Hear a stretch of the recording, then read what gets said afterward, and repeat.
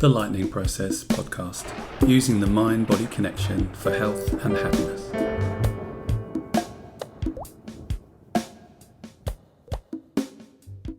Hi, Dr. Phil here. Welcome to this episode of the Lightning Process podcast. Today I want to talk about a really interesting research paper that's just been published from the Oslo Chronic Fatigue Consortium. If you're watching this on video, you'll see me looking at some notes I've got to my left. If you're on audio, you won't notice that. So the reason I want to look at notes is that there's quite a lot of details to this paper, but it's such an important paper. I want to talk about it so you get what's going on.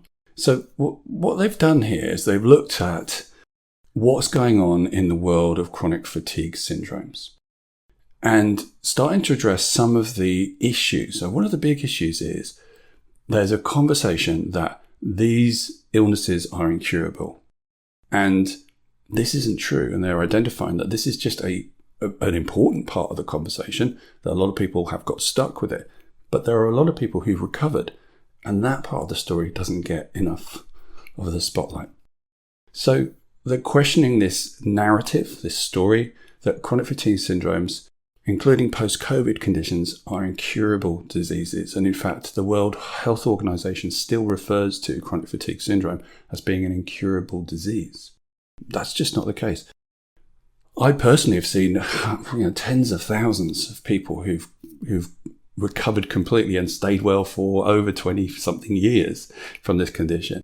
And what's fascinating about this is one of the very first papers that's really stating that and saying there are people out there who've definitely recovered from this condition. And that runs against a big conversation you will have from many organizations involved in the field, from many consultants, doctors saying you can't do anything about that. And one of the reasons for this is that people who they usually do research on with chronic fatigue and long COVID are people who have it, which is completely reasonable.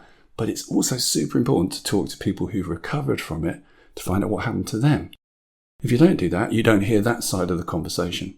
And that's what's happened so far. Most of the focus, in fact, almost all of the focus has been on people who've got stuck. Very important conversations to have to identify what's going on for them. But it means this second half of the conversation about hope, about possibility, has got lost somewhere. And that needs to be redressed. And that's one of the important things they're saying. So the title of this paper is Chronic Fatigue Syndromes, Real Diseases That People Can Recover From. And those two statements are super important. Real diseases, real illnesses, saying these are genuine. People aren't making it up. And this is a big part of the old school chronic fatigue conversation we'll come to in a minute, where people weren't believed when they said they were ill. So real diseases, and that people can recover from, that there is a possibility of getting well from these things. And that's such an important message to give. So let's dig a bit more into the paper. They say this new narrative about you can recover from this offers hope to patients, while still recognizing that the symptoms and conditions are real. And one of the mechanisms to understand this, which if you listen to my podcast, you've heard me talk about a lot, is that it's the brain's response to a range of biological, psychosocial factors rather than specific disease process, and that there's a neurobiological stress response accompanied by a whole range of changes in the immune system, the hormone system, cognitive and behavioral domains of health. And we need to look at this holistically. Once again, it's super important to stress this is a real illness. Just because we're saying we need to approach it holistically and look at this neurobiological mechanism does not mean we're saying this is all in your mind. You're just thinking you're ill. That's not what it's saying at all. It's saying the brain is affected, and there are lots of ways to change that, and we need to think holistically about it. But if you can affect the brain to change the immune system and the endocrine system, then you can have a direct effect on the physical body. So the other thing they say at the start of the paper is recovery is often possible.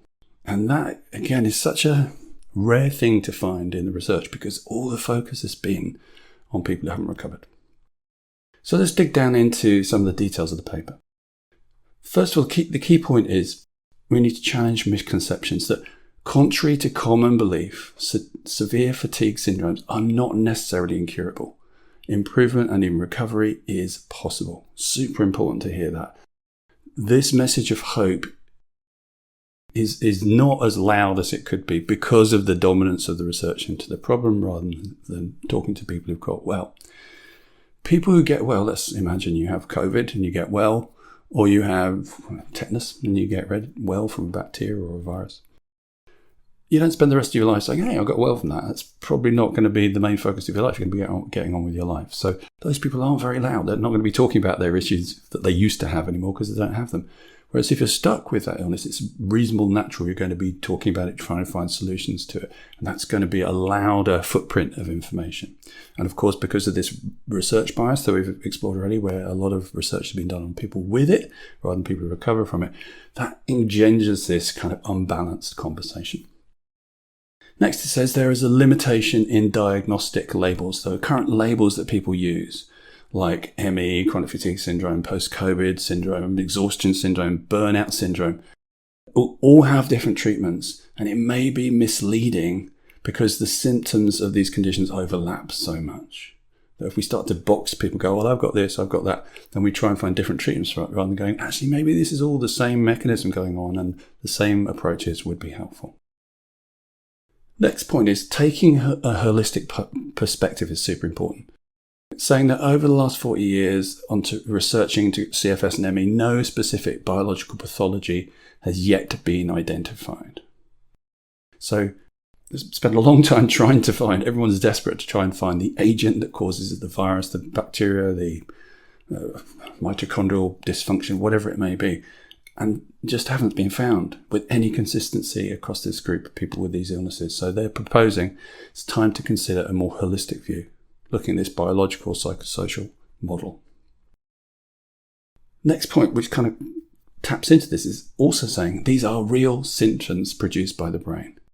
The symptoms are undoubtedly real, it says, but they may not always indicate bodily disease.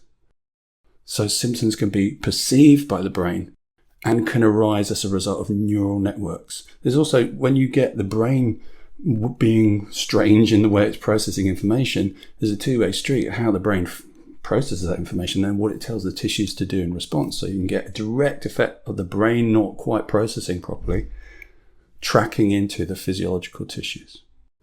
There's also a lot of confusion around, well, what's going on? I don't really understand what's happening. And the paper says the condition can be understood rather than it's a mystery. The symptoms of the illness can be understood as an adaptive response evolved through evolution to keep us safe by signaling issues like tissue damage and resource depletion. So the brain has this mechanism, which I've talked about before, the flight and fight response, fear response, or freeze response, which is the body's way of going, oh, something's wrong here. We need to worry about it, and changing how the body responds, signaling that new hormones need to be produced to take care of this area, when actually the area may not be as damaged as we thought it was. So there can be a miscommunication within the brain-body connection. And what we need to do is look at, well, what's happened to this healing mechanism? What do we need to do to start it, to press the reset button? Talks about the importance also of balancing activity and rest. There's a lot of stuff in the world of chronic fatigue syndromes that says, well, what you need to do is just rest and rest and rest and rest and rest and rest. So it's saying, actually, maybe that's not the solution. Rest may be important in the early phases where we take care of ourselves, like with any illness. But then what we need to do is find ways to improve the function of our body.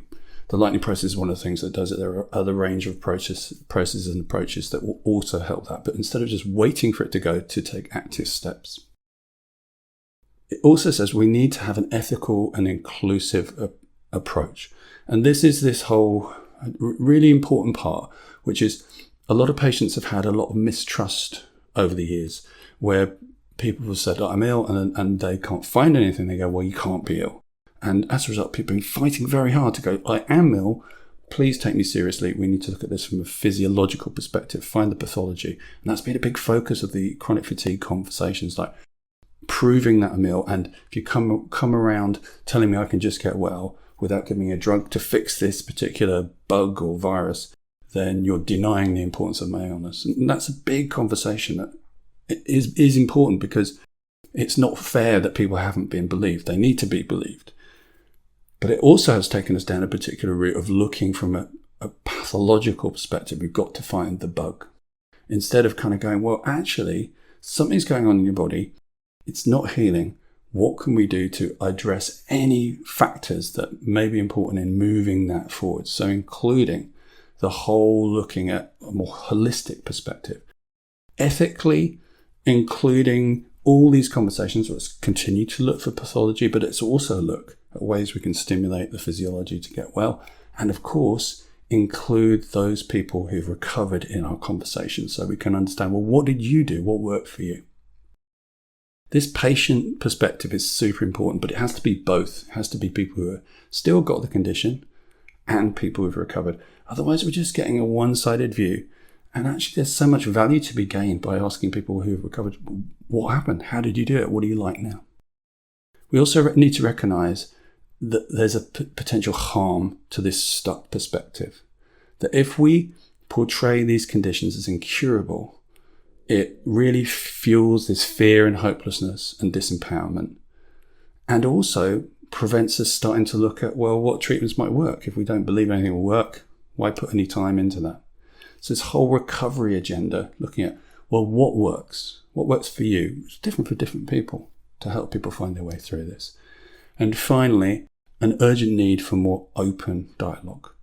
That there's more dialogue within the public, understanding these conditions and the treatment of these conditions, rather than this either the lack of information, I'd never heard of this illness before, that's an issue you often have, or nothing works for this illness, that's another conversation you have, rather than this is an important issue, it affects many, many people, we're seeing this more with long COVID, it's becoming more prominent, and there are ways out. So really interesting paper. I recommend reading it because it's a very positive paper and a very inclusive paper. I think wherever you are on that continuum of, I'm stuck, I think it's a physical illness, to I'm well, I've completely got my wellness back. Wherever you are in that conversation, I think there's value in this because it says there are solutions. We need to take this seriously. It's a real illness and you can recover from it. So I hope you found it interesting. Go check out the paper. I'll see you on the next podcast to get the latest episodes. And email us, phil@philparker.org, if we can help in any way at all.